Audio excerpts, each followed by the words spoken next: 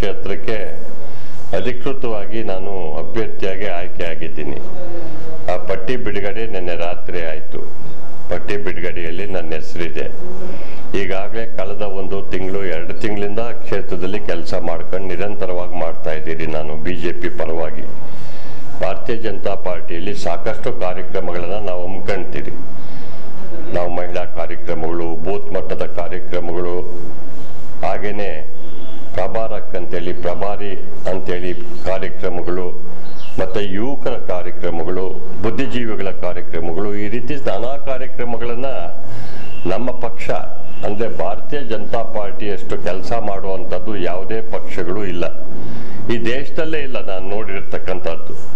ಆ ರೀತಿ ಕೆಲಸ ಮಾಡ್ತಾ ಇರ್ತೀರಿ ನಿರಂತರವಾಗಿ.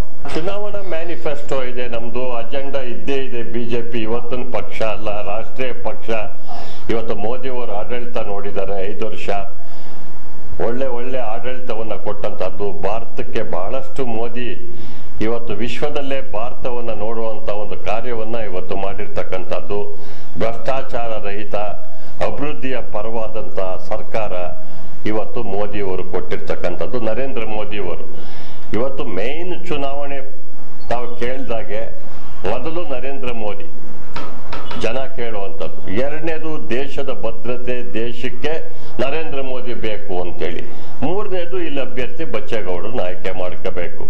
2 ಸರ್ತಿ ಆತನ ಆಯ್ಕೆ ಮಾಡಿದ್ದೀರಿ, ಏನೂ ಮಾಡಲಿಲ್ಲ ಕ್ಷೇತ್ರಕ್ಕೆ. ವೀರಪ್ಪ ಮೊಯ್ಲಿ ಬಚ್ಚೇಗೌಡರಿಗೆ ಕಳೆದ ಬಾರಿ 3 ಜನ ನಿಂತ್ಕೊಂಡಿದ್ದರಿಂದ, ಕುಮಾರಸ್ವಾಮಿ ಅವರು ನಿಂತ್ಕೊಂಡಿದ್ದರಿಂದ ಅವ್ರಿಗೆ ಸೋಲಾಯಿತು. ನನಗೆ ಒಂದು 4,500 ಹೆಚ್ಚಿಗೆ ಬಂದಿದ್ರೆ ನಾನು ಗೆಲ್ತಾ ಇದ್ದೇನೆ ಕಳೆದ ಸಾರ್ತಿ.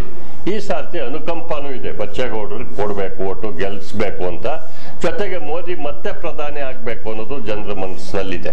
ಇನ್ನು 5 ವರ್ಷ ಪ್ರಧಾನಿ ಆದರೆ ದೇಶ ಇನ್ನೂ ಎತ್ತರಕ್ಕೆ ಬೆಳೀತದೆ. ನಮ್ಮದು ವಿಶ್ವದಲ್ಲೇನೆ ನಂಬರ್ 1 ಸ್ಥಾನಕ್ಕೆ ಬರ್ತದೆ ಆತ ಇದ್ರೆ ಅನ್ನೋ ಥರ ಮೋದಿಯವರ ಬಗ್ಗೆ ಒಳ್ಳೆ ಆಡಳಿತವನ್ನು ಕೊಟ್ಟರು, ಭ್ರಷ್ಟಾಚಾರ ರಹಿತವಾದ ಆಡಳಿತವನ್ನು ಕೊಟ್ಟರು, ಜನರ ಅಂದರೆ ಅಭಿವೃದ್ಧಿಯ ಪರವಾದ ಆಡಳಿತವನ್ನು ಕೊಟ್ಟರು ದೇಶಕ್ಕೆ ಅಂತ ಹೇಳಿ ಇವತ್ತು ಮೋದಿಯವರ ಬಗ್ಗೆ ಹೆಚ್ಚು ಇರ್ತಕ್ಕಂಥದ್ದು.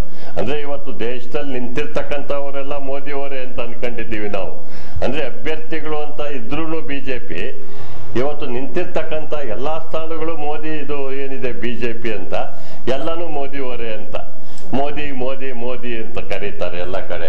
ಇದು ಇವತ್ತು ಕಾಣ್ತಾ ಇರ್ತಕ್ಕಂಥ ದೃಶ್ಯ.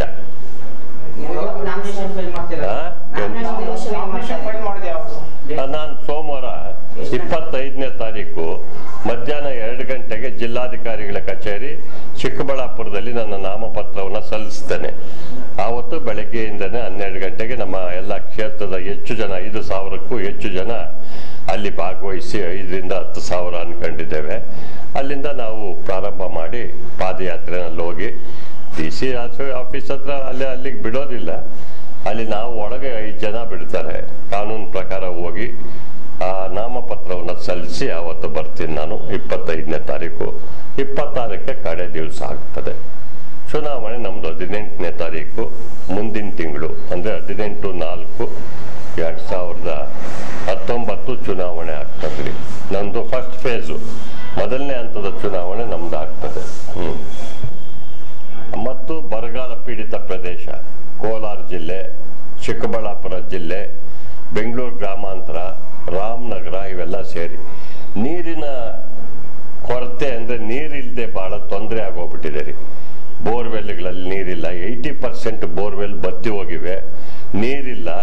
ಕೆರೆಗಳಲ್ಲಿ ನೀರಿಲ್ಲ, ಕುಡಿಯೋದಕ್ಕೆ ನೀರಿಲ್ಲ, ದನಕರುಗಳಿಗೆ ನೀರಿಲ್ಲ, ಪ್ರಾಣಿ ಪಕ್ಷಿಗಳಿಗೆ ನೀರಿಲ್ಲ. ನನ್ನ ಪ್ರಥಮ ಆದ್ಯತೆ ಕುಡಿಯುವ ನೀರು ಕೊಡುವಂಥದ್ದು, ಶಾಶ್ವತವಾದ ಯೋಜನೆಗಳನ್ನು ಮಾಡಬೇಕು ಅಂತ. ಅಲ್ಲಿ ಕೈಗಾರಿಕೆಗಳಿಲ್ಲ, ನೀರಿಲ್ಲದೆ ಇರೋದ್ರಿಂದ ಉದ್ಯೋಗ ಇಲ್ಲ. ಎಲ್ಲ ಬೆಂಗಳೂರಿಗೆ ಬರಬೇಕು, ಅಲ್ಲಿನ ಯುವಕರು ಏನನ್ನ ಉದ್ಯೋಗ ಮಾಡಬೇಕು ಅಂತಂದರೆ ಈ ರೀತಿ ಇರುವಂಥ ಪರಿಸ್ಥಿತಿ ಇದೆ. ಆದ್ದರಿಂದ ವೀರಪ್ಪ ಮೊಯ್ಲಿಯವರು ಯಾವುದೇ ಆ ರೀತಿ ಕೆಲಸ ಕಾರ್ಯಗಳು ಅಲ್ಲಿ ಮಾಡಿಲ್ಲ. ಸ್ಥಳೀಯ ಶಾಸಕರು ಅವರಿಗೆ ಬಂದಂಥ ಅಭಿವೃದ್ಧಿ ಹಣದಲ್ಲಿ ಕೆಲಸ ಕಾರ್ಯಗಳು ಮಾಡಿದ್ದಾರೆ, ನಾನು ಅದನ್ನಿಲ್ಲ ಅಂತ ಹೇಳೋದಿಲ್ಲ. ಆದರೆ ವೀರಪ್ಪ ಮೊಯ್ಲಿಯವರು ವಿಶೇಷವಾಗಿ ಆ ಕ್ಷೇತ್ರ 2 ಬಾರಿ ಗೆದ್ದಿದ್ರು ಏನು ಅಭಿವೃದ್ಧಿ ಆಗಿಲ್ಲ. ಬರೀ ಸುಳ್ಳು ಹೇಳ್ಕೊಂಡು ಎತ್ತಿನ ಹೊಳೆ ಯೋಜನೆ ಅಂತ ಹೇಳ್ಕೊಂಡು ಅದು ಬರ್ತದೆ ಅಂತ ಹೇಳ್ಕೊಂಡು ಕಾಲ ಹಾಕ್ತಿದ್ದಾರೆ. ಎತ್ತಿನ ಹೊಳೆ ಯೋಜನೆ ಕೊಟ್ಟಂತದ್ದು ನಾವೇನೆ BJP. ಆವತ್ತು ಸದಾನಂದ ಗೌಡ್ರಿದ್ರು, ಯಡಿಯೂರಪ್ಪನವ್ರ ಸರ್ಕಾರ ಇತ್ತು. 8,000 ಚಿಲ್ಲರೆ ಕೋಟಿ ನಾವು ಕೊಟ್ಟವು. ಆಮೇಲೆ ಇದೇನೋ 13,000 ಕೋಟಿ ಆಗಿದೆ ಅಂತಾರೆ. ಯಾವ ಹಂತದಲ್ಲಿದೆ ಅನ್ನೋದು ಇಲ್ಲ, ಗೊತ್ತಿಲ್ಲ ಯಾರಿಗೂ. ಇವತ್ತು ನಾನಾ ಅಭಿವೃದ್ಧಿ ಕಾರ್ಯಗಳು ಏನೂ ಮಾಡಿಲ್ಲ ರೀ. ಆದ್ರಿಂದ ವೀರಪ್ಪ ಮೊಯ್ಲಿ ಮೇಲೆ ಸಾಕಷ್ಟು ಅಸಮಾಧಾನ ಇದೆ. ಜೊತೆಗೆ 2 ಸರ್ತಿ ಗೆದ್ರಲ್ಲ ಅವರು, 3ನೇ ಸರ್ತಿ ಬಚ್ಚೇಗೌಡರಿಗೆ ಕೊಡಬೇಕು. ಸ್ಥಳೀಯ ಅಭ್ಯರ್ಥಿ ನಾನು, ಅಂದರೆ ಈ ಕ್ಷೇತ್ರದ ಮಣ್ಣಿನ ಮಗ ನಾನು. ಅವರು ಬಂದು ಮಂಗಳೂರು, ಅಂದರೆ ಎಲ್ಲಿ ಬೇಕಾದ್ರೂ ನಿಲ್ಬೋದು ಕಾನೂನಲ್ಲಿ. ಅವರು ಮಂಗಳೂರಲ್ಲಿಂದ ಇಲ್ಲಿ ಬಂದು 2 ಸರ್ತಿ ಗೆದ್ರು. ಏನು ಮಾಡಿದ್ದಾರೆ ನಮಗೆ ಅನ್ನೋ ಪ್ರಶ್ನೆ ಎಲ್ರಿಗೂ ಅವ್ರಿಗೆ ಕಾಡ್ತಾ ಇದೆ. ಆದ್ರಿಂದ ನಮ್ಮವ್ರನ್ನೇ ನೋಡೋಣ, ಬಚ್ಚೇಗೌಡ್ರನ್ನ, ಹೊಸಕೋಟೆ ಬಚ್ಚೇಗೌಡ, ಹೊಸಕೋಟೆನೂ ಸೇರಿದೆಯಲ್ಲ. ಆದ್ರಿಂದ ಇದು ಅಂತೇಳಿ ಅವ್ರಿಗೆಲ್ಲ ಇರೋ ಆಸೆ. ಏನು ಅಭಿವೃದ್ಧಿ ಆಗ್ಬೇಕು ನಮ್ಮ ಕ್ಷೇತ್ರ. ಬಹಳ ಹಿಂದುಳಿದೆ, ಬ್ಯಾಕ್ವರ್ಡ್ ರೀ, most backward in the state. ಬಹಳ ಹಿಂದುಳಿದಿದೆ ಅಂದರೆ ನಮ್ಮ ಚಿಕ್ಕಬಳ್ಳಾಪುರ ಕ್ಷೇತ್ರ. ಅದಕ್ಕೆ ಏನಾರ ಒಂದು ಶಾಶ್ವತವಾದ ಯೋಜನೆಗಳು ಮಾಡಬೇಕು ಅನ್ನೋದಿದೆ. ಈ ಸರ್ತಿ ಜನರ ನಾಡಿ ಮಿಡ್ತ ವಿಶ್ವಾಸ ಏನಿದೆ ಅಂತಂದ್ರೆ ಬಚ್ಚೇಗೌಡರನ್ನ ಗೆಲ್ಲಿಸ್ಬೇಕು ಅನ್ನೋದಿದೆ. ಮೋದಿ ಪರವಾಗಿ ಓಟ್ ಕೊಡಬೇಕು ಅನ್ನೋದಿದೆ. ಎಲ್ಲ ಮೀಡಿಯಾದವರು ಬಂದು ಎಲ್ಲ ಕಡೆ ಕೇಳ್ತಾ ಇದ್ದಾರೆ. ಅವರೇ ಮೀಡಿಯಾವರೇ ಕೇಳ್ತಾ ಇದ್ದಾರೆ. ಅವ್ರಿಗೆಲ್ಲ ಜನ ಹೇಳೋದು ಮೋದಿ ಮೋದಿ ಮೋದಿ. ನಿಮ್ಮ ಅಭ್ಯರ್ಥಿ ಯಾರು ಅಂದ್ರೆ ಬಚ್ಚೇಗೌಡರು ಕೊಡ್ತೀರಿ ಅಂತ ಹೇಳ್ತಾರೆ. ಇದು ಇವತ್ತು ನಾವು ಕಾಣ್ತಾ ಇರ್ತಕ್ಕಂಥ ದೃಶ್ಯ. ನಾವು ಮೀಡಿಯಾದಲ್ಲಿ ನೋಡ್ತಾವ್ರೆ ಜನ, ಅವರೇ ಬಂದು ಮಾಡ್ತಾರ್ರಿ. ಅಲ್ಲೆಲ್ಲಿ ಕೇಳ್ತಾರೆ ಜನಗಳ ಮಧ್ಯೆನೆ ಅವರೇ ಹೇಳ್ತಾರೆ. ಮೀಡಿಯಾದವ್ರು ಇಂಥ ಕಡೆ ಹೋಗಿದ್ದು, ಈಗ ಹೇಳಿದ್ರು, ಈ ತರ ಕೊಡ್ತೀವಿ ನಾವು ಅಂತ ಹೇಳಿದ್ರು ಅಂತ. ಈ ರೀತಿ ಇವತ್ತು ಜನರ ಮನಸ್ಸಿದೆ ರೀ.